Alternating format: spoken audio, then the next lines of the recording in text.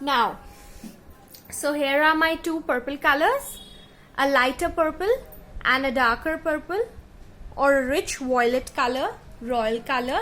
Now children,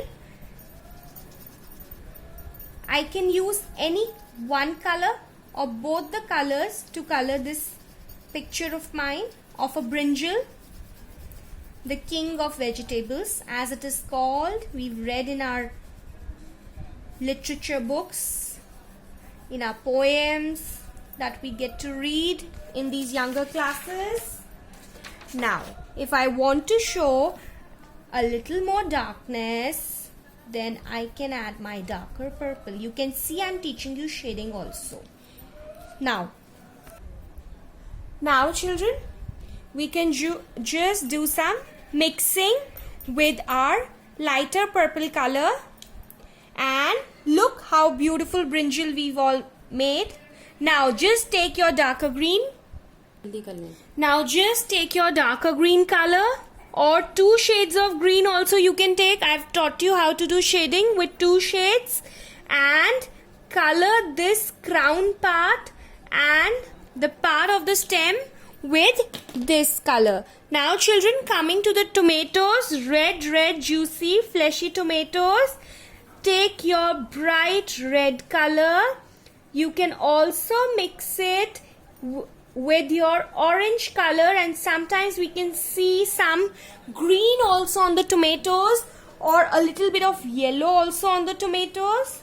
So here I am doing my red color very neatly inside the lines without leaving any white spaces, and then I can just pick up my orange color or a very light red color and just do some mixing and shading with it. Can you see how nicely this is being done? Isn't it looking nice, like a real fresh tomato? You can leave, it's okay if some white spaces are showing. Your vegetable will look real. And now just take your light green color or your dark green color and color this top part of the tomato. Now for the potatoes, take your mustard color, which is the color of the mud. I told you potatoes grow underground. Even reddish, your mooli and your carrot also grow underground. So this is the way you can color your potatoes. You can do some shading with a darker mustard color or with a brown color in your potato. Just now children, those of you who want to leave it like this in mustard color can, and if you want to do a bit of shading, so we can put little bit of brown color and then just merge it with the mustard color. I've started coloring my carrot red, you can see. Children, now it's your choice. You want to just leave it in a single red color, or you want to do something interesting, some bit of shading to it. So then again you can mix it with a darker red color or maybe with an orange color.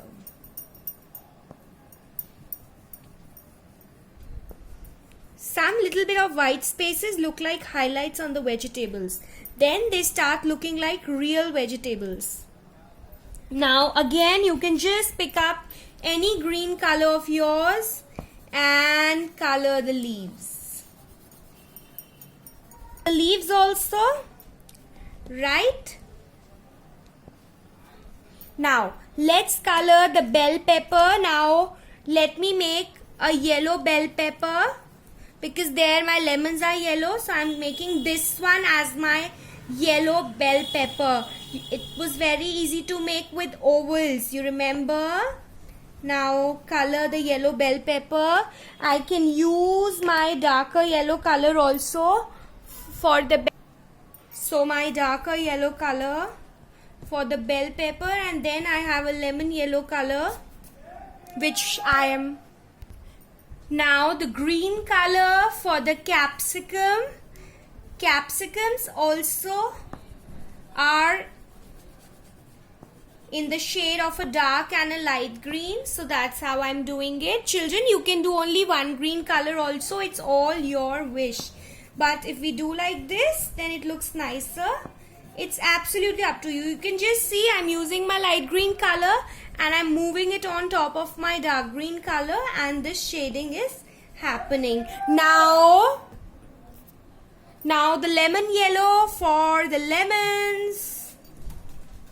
Wow. Aren't they looking very beautiful? And now for my onion, children, I'm going to be using two colors, a pink and a mauve color. Can you see? You must be having this rose pink or mauve color in your color box. So let's use two colors, half top part with this mauve and some part below with this pink. Right? Now I am using my gray color. You can take a light blue color, or you can take any other lighter color, a skin color, a coral color, for coloring the tray or the plate. Why are we taking a lighter color? The reason being that our vegetables should stand out bright and... See, children, I am going to color the color of the tray or the plate very, very neatly. We will not go inside the vegetables. This color should not go on the vegetable. All your work is going to become very dirty otherwise. You're going to go very, very slowly and do it very, very neatly without going inside the vegetables and coloring on the vegetables. Just see, very, very neatly, small, small strokes. Can you see how I'm doing this? Very, very small, small strokes. Very, very slowly, very slowly. So children, coloring of vegetables is done. In many places I've used double colors, two colors, I've done shading. Now it is your wish. You can use only a single color, like just a red for the tomato. No need to do orange and red both.